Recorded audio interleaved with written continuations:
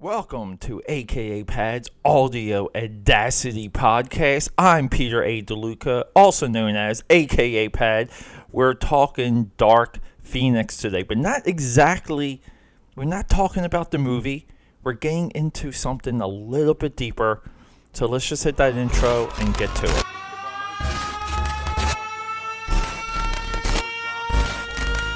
Good morning, everyone. TGIF and happy Friday. Thank you for joining me. And a big special announcement today. Are you ready for it?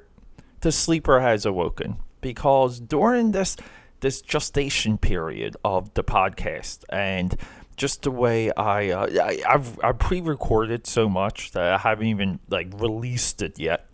it's actually killing me, because it's just I just suck up space on all my hard drives and on my computer, and I'm not using the material I'm producing because I'm just not happy with it. And then Godzilla comes out, Godzilla King of Monsters, and then we have this entire Collider controversy with Galaxy's Edge, and now we have Dark Phoenix, and the sleeper has awoken. This is a quote from one of my all-time favorite novels, just books in general, Dune. Now, the Dune arc, all books, and the Brian Haberlin, we can debate that, but the first Dune book is so significant in my eyes. It's sorry about that, I had a quick phone call, but the Dune book itself is so significant to me that whenever I pick it up to read it, and I'm all for reading books more than once, multiple times, as much as you feel like to as many times that you feel like you have to connect to the material. I am all for that practice. I believe one of the biggest misconceptions we have when it comes to oneself and self-education is that people believe that they have to read a book, and they can only read a book one time. And that one time, they have to read it cover to cover, up and down, and not miss a single word. No. Books, literally, I'm not joking, there are friends, and they should be held and honored and cherished, and you should be upset if, one of your favorite books, or even one of your favorite editions of one of your books goes missing. Even one with sentimental value. I think that the biggest thing a friend can do to another friend is to bestow the wisdom of one book to him or her. Meaning that if there's so much knowledge and wisdom that you can gain from some of these books, and to pass it on to someone is one of the most significant things you can do as a human being.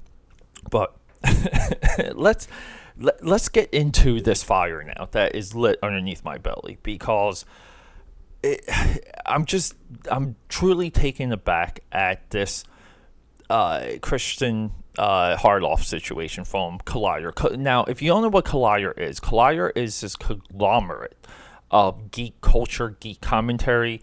They cornered the Star Wars conversation with this weekly show called the Jedi Council. And, production quality, programming, content, they're great, fantastic. One of the hosts and producers and, maybe producer of that show, this guy, Christian Harloff, he sounds off. He just voices his displeasure of not being invited to Star Wars Galaxy's Edge, which is the Anaheim, California theme park, the biggest Walt Disney theme park expansion on record.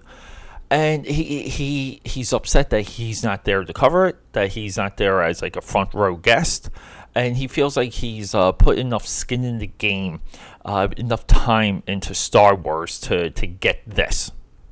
And he kind of has a meltdown on air, to the point that the producer steps in and it's just no, you're a hired gun, you're a hired hand. Some of us already went there.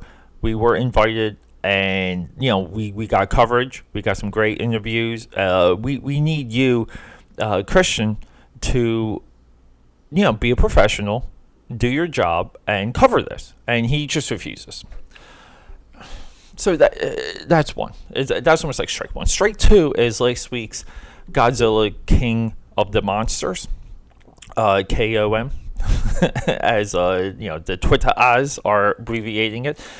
And so this, boom, like movie comes out, doesn't even feel like it has much of a chance. It doesn't feel like it has much of a opportunity. Okay, so I am so sorry. Audio issues all over the place. Not a good morning to record.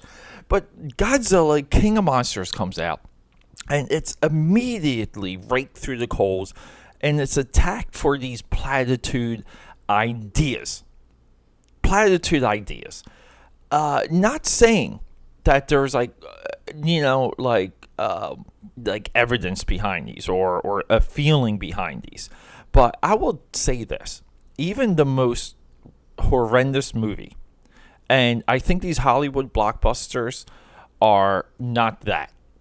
I'm talking Transformers, Fast and Furious, Mission Impossible. They're not that. Meaning that you have to analyze them and you have to watch them more than once. And knee-jerk reactions are meaningless because these movies are meant to be large and diverse and hit a very, very, very, very large audience. And they have big plot threads, multiple subplots, and they have a long arc. And by long arc, I mean you have a time investment in so many of these movies now, because running 2 hours plus is just standard now. People want 2 hours 19, 2 hours and 20. It's just standard.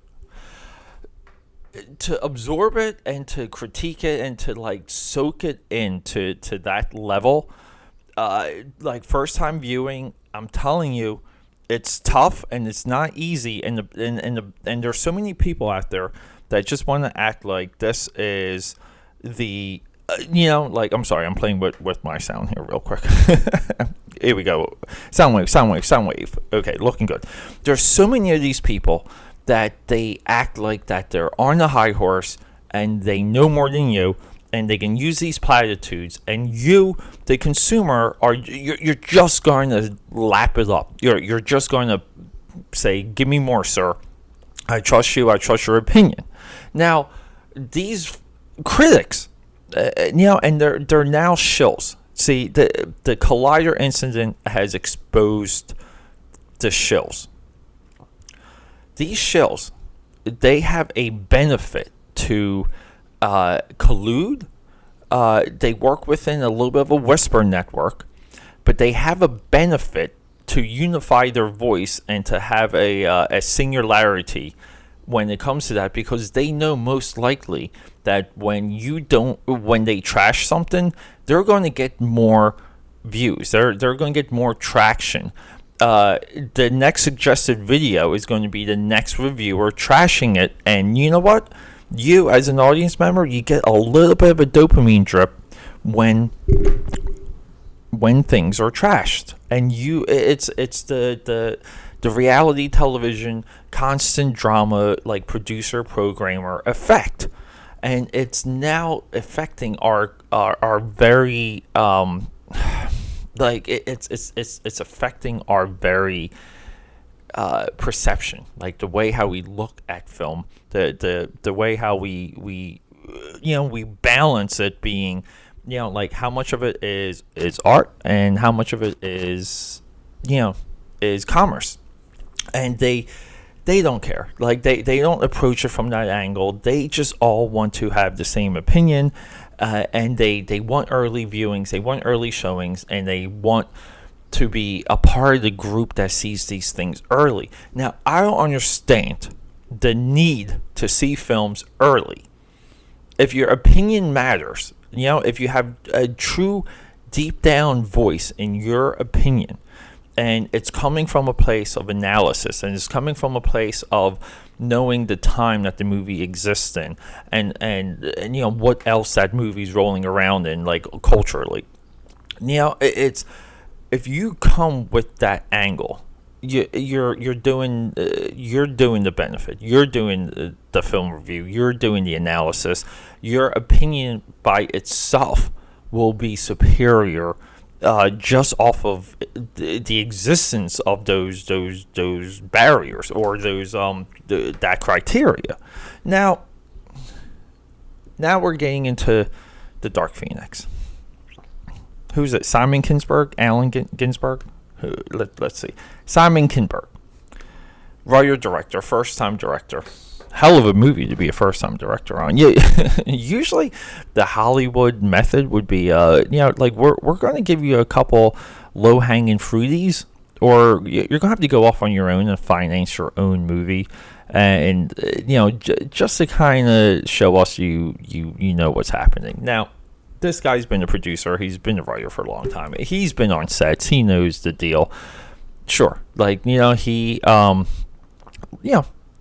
okay. Like you've been in the game long enough. You've been around long enough. Rock and roll, and we like your script, and let's rock and roll. So he's depicting the Dark Phoenix saga, which is easily the top 3 superhero stories, probably the best superhero team story ever. Overall, like, it stretched. It's stretched, I want to say, like 5 years within X-Men continuity to go from Phoenix to Dark Phoenix. Everyone's obsessed with Dark Phoenix, and this is when Jean Grey gets held by this like supernatural cosmic force that just manipulates her, and her psyche cracks and fractures. And the Dark Phoenix saga itself, it's space opera, it's psychological, it's love, it's war, it's loss. Like every single one of the X-Men just have like big, magnificent moments, like like posterized type moments, and it's just a saga that just it came together at the right time, and it's just stacked. But everyone's obsessed with the Dark Phoenix part. They're not very much into the Phoenix part, the awakening of Jean Grey. Now, Kinberg has done this before. He has introduced the Phoenix idea in X-Men: The Last Stand, a movie I wholeheartedly back in so many ways. It's probably the best movie to come out of the writer's strike. And hey, look, I like Brett Ratner. He came in late on that movie, and he got it done. He got it done on time. I still love the advertising campaign for X-Men 3. And, it's less of a movie on the Dark Phoenix or a commentary on it, but than it is on some of these other ideas. But we're not going to get into that. But he does touch on the Dark Phoenix when he wrote X-Men: The Last Stand. Now he's back, Kinberg now is doing another analysis. Okay, we haven't really seen this. Okay, this is where it's very unique. We haven't seen an idea approached more than one time by a single artist to figure out what else is there. Like what's behind the imagery we've all seen before. Like what's really, like, is there a conversation and like a conversational baseline? Like what's some of the emotional membrane that is holding this stuff together. Now, like, it's great. It's and to me, that's what makes me drawn to the Dark Phoenix period. Okay, because I really want to see, like, this dude got another chance, spent $200 million, got another shot at this idea that, and sitting down before I did this, I was thinking, like, really, like, I should see what's on YouTube about him. I should read some interviews and try and dig around to see if he has, like, this outside commentary that complements this effort of his. And like, what's the desire? Like, also, I get it, the studio might want the Dark Phoenix, but if you're in the position to direct an X-Men movie, that means that there's going to be another option for you to direct something soon, because you're just in that circle. Okay.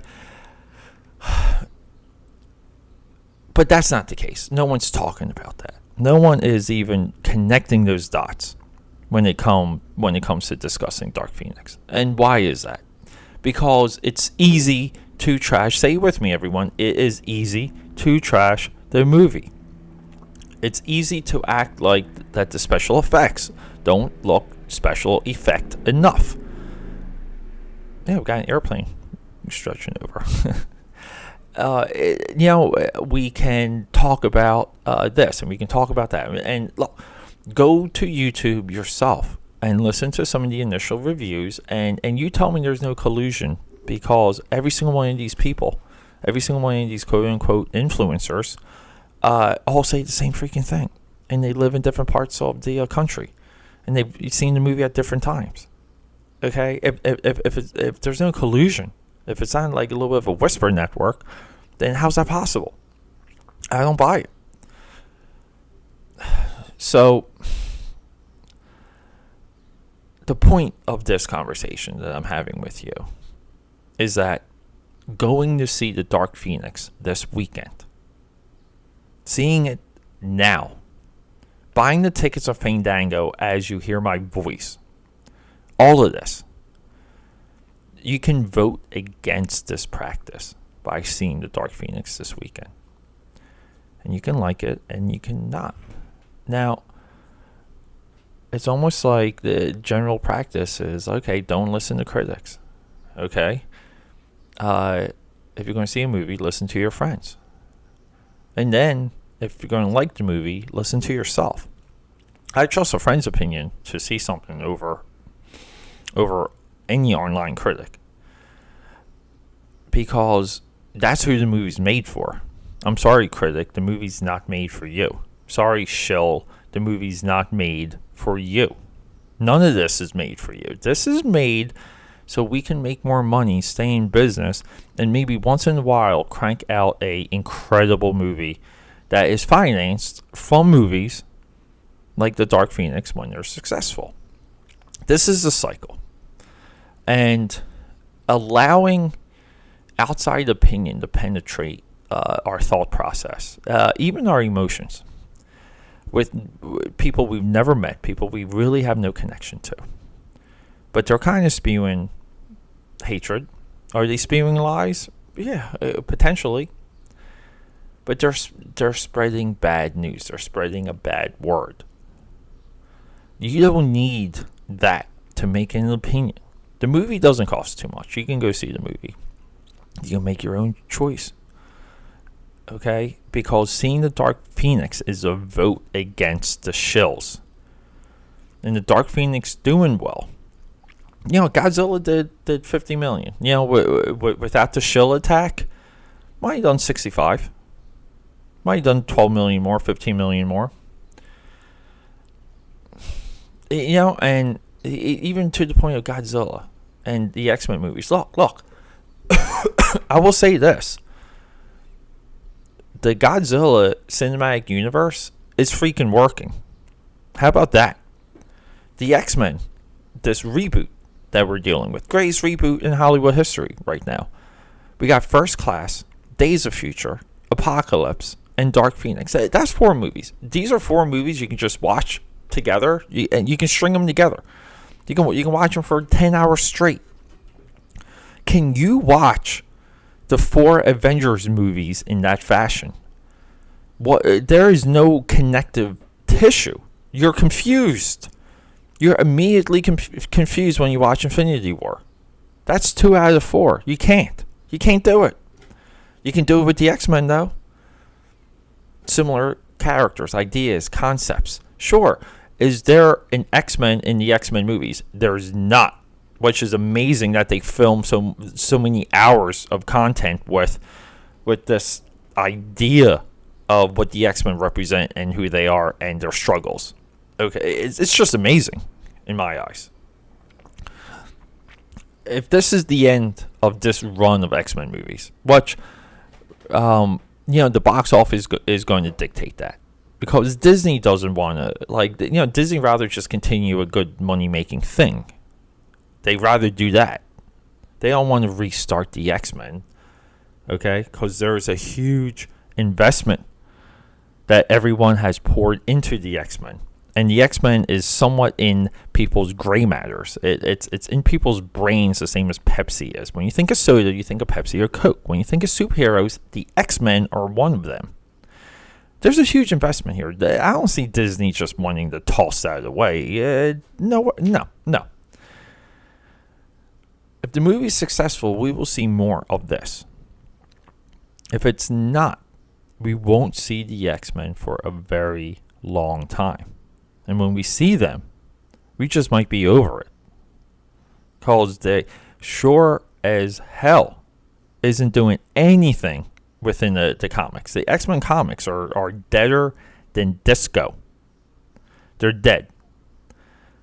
So the actual wealth and the freshness and the importance of the X-Men franchise that has been with people now for a long time, it's all dependent on Shills and what Shills think.